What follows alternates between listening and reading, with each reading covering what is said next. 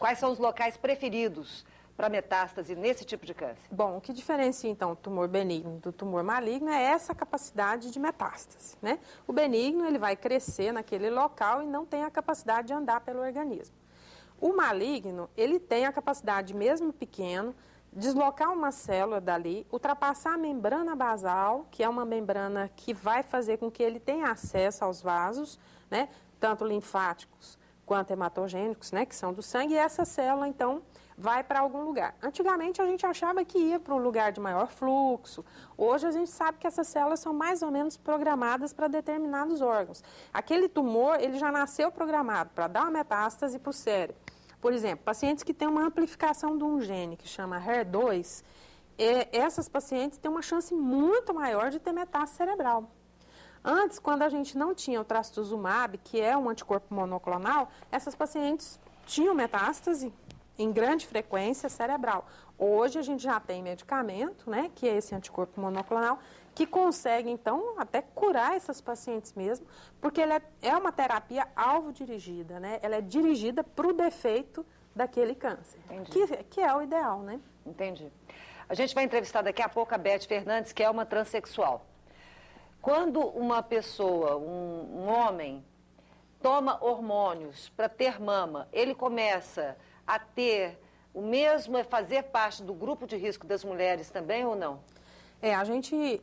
Se a gente for comparar, existe uma síndrome que chama de Klinefelter, que é uma síndrome que é XY.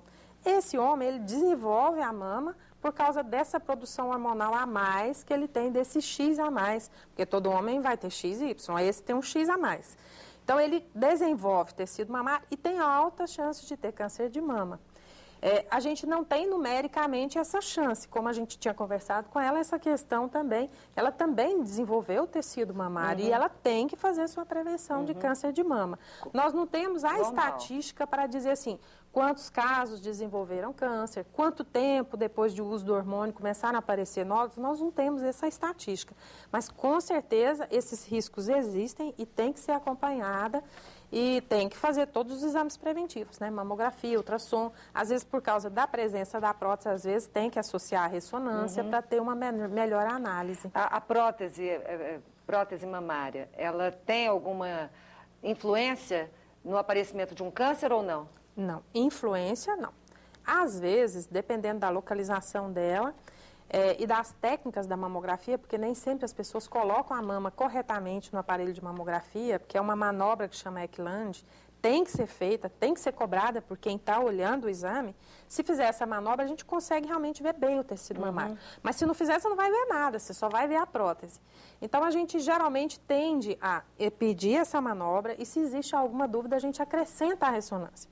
Aí, com isso, eu consigo fazer um diagnóstico sem retardá-lo pela presença da prótese. Agora, a prótese em si não aumenta em nada o risco de câncer de mama. Para terminar, é mais eficiente para detectar um câncer, por menor que seja, a mamografia ou o ultrassom? Os dois. Sempre pedir os dois? É. Ok. Doutora, um recadinho ali para as mulheres que se encontram nessa situação e de repente elas desesperam?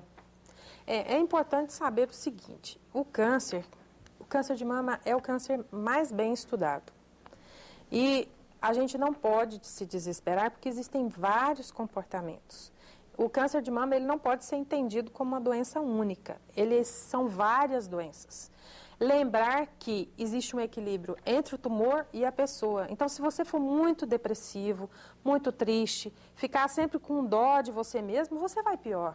Porque o câncer vai vencer a batalha.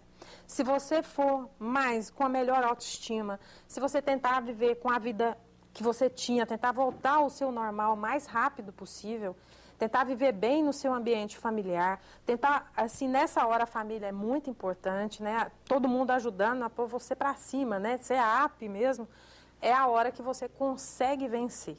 Se você começar desde a primeira vez que você for chegar para fazer um tratamento, sentar na minha frente e falar assim, eu venho tratar, mas eu sei que câncer não tem cura, se você está achando que não tem, como o seu organismo vai responder? Então, você tem que entender que você pode, mas desde que você siga todo o tratamento também, é óbvio, né? Tem que tratar, fazer a cirurgia, a químio, a rádio e ter uma disposição para viver a sua vida normalmente. A prova disso é o José de Alencar, né? Que linda mensagem que ele deixou em Isso. vida pra gente, Ele né? brigou o tempo todo. E é assim que tem que ser. Doutora, obrigada pela sua participação. A doutora Deidmar vai estar no Jornal Diário da Manhã, na nossa coluna Boa Vida. É só você comprar o Jornal Domingo e tá lá, para se informar cada vez mais sobre essa doença e vencer, se for o caso, né, doutora? Com certeza. E fazer a prevenção, né, doutora? O A prevenção autoexame. em todos os sentidos. Da Verdade. alimentação, da tranquilidade, ser sempre zen. Só para tranquilo. encerrar, o autoexame é feito em que data do mês?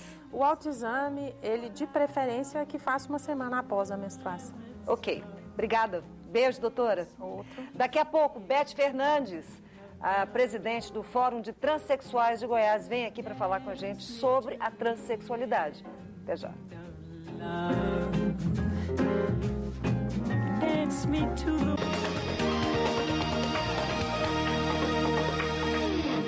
O Laboratório Núcleo é mais do que um centro avançado de medicina laboratorial. Núcleo é um conceito máximo em qualidade. Especializado em dosagens hormonais, possui 23 anos de comprovada experiência e alta tecnologia, garantindo rapidez e confiabilidade. Núcleo faz a diferença. 12 filiais, coleta domiciliar e resultados via internet. Tudo para seu conforto e bem-estar. Laboratório Núcleo, cuidando de você. 3223-5000.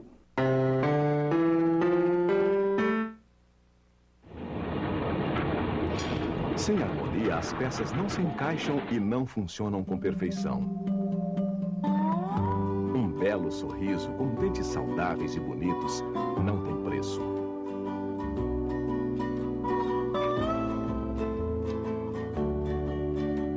CBI, Centro Brasileiro de Implantodontia, resgatando o seu sorriso e sua autoestima.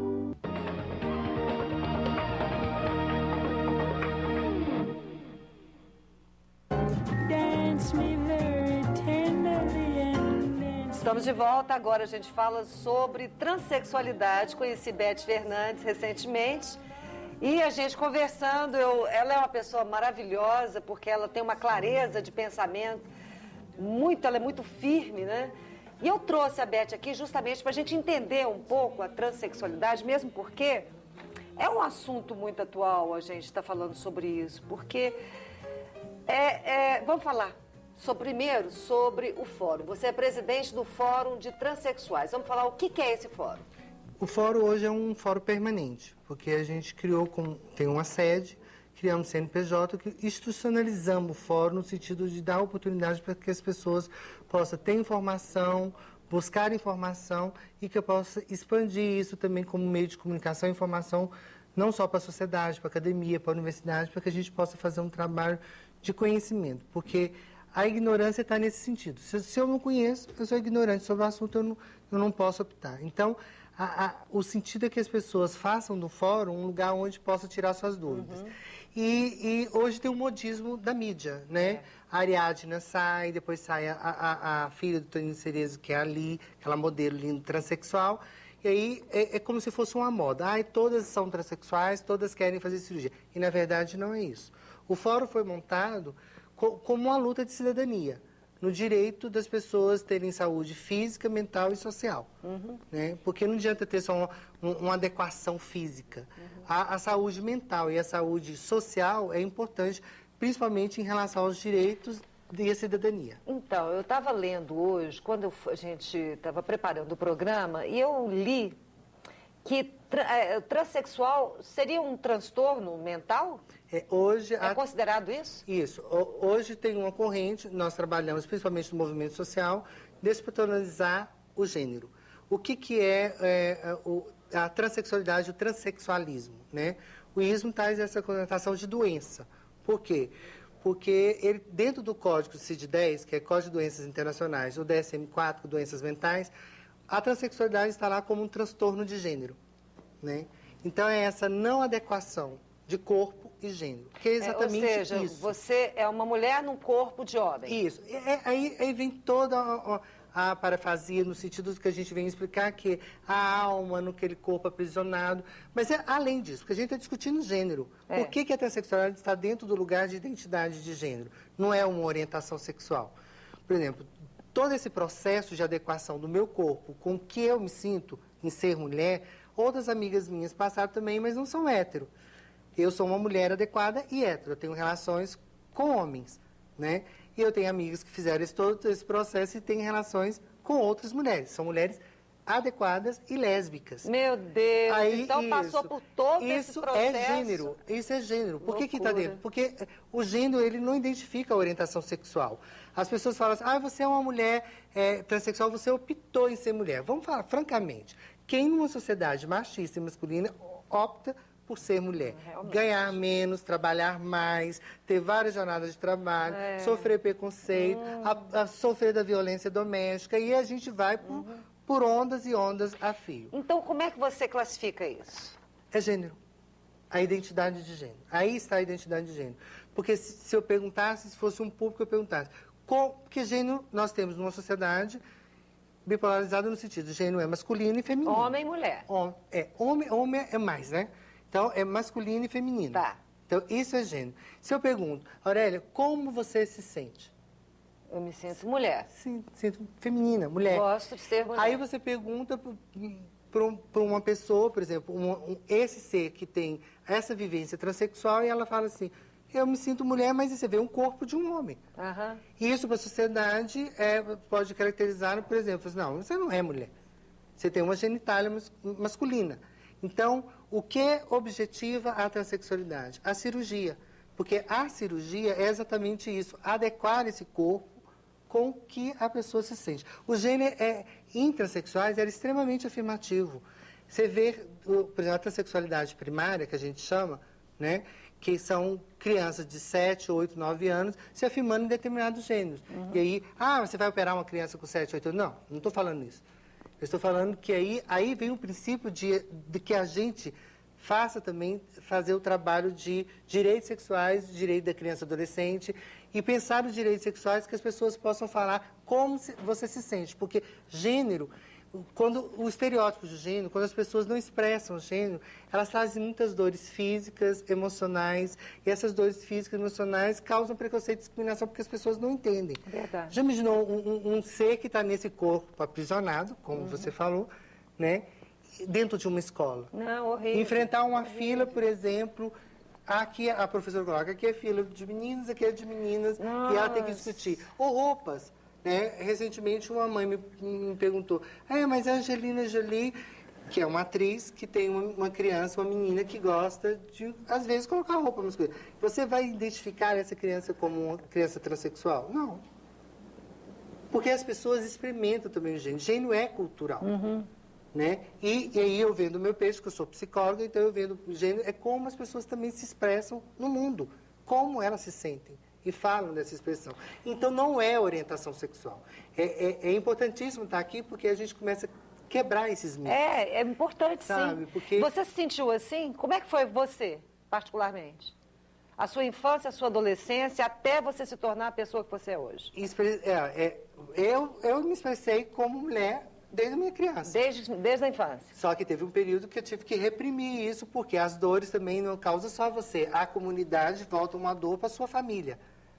Aí o que acontece? Eu acredito que os meus pais e meus irmãos sofreram muito mais do que eu, porque eles sofreram muito mais com preconceito da comunidade do que eu mesma. Porque eu não estava interessada em saber o que o vizinho pensava sobre como eu me expressava. Você nunca teve dúvidas com relação a isso? Não, nunca tive dúvidas. Você já teve relações sexuais com homem? Não, com mulher? Eu todos os dias. Não, com mulher. Com mulher. Mulher não. Não?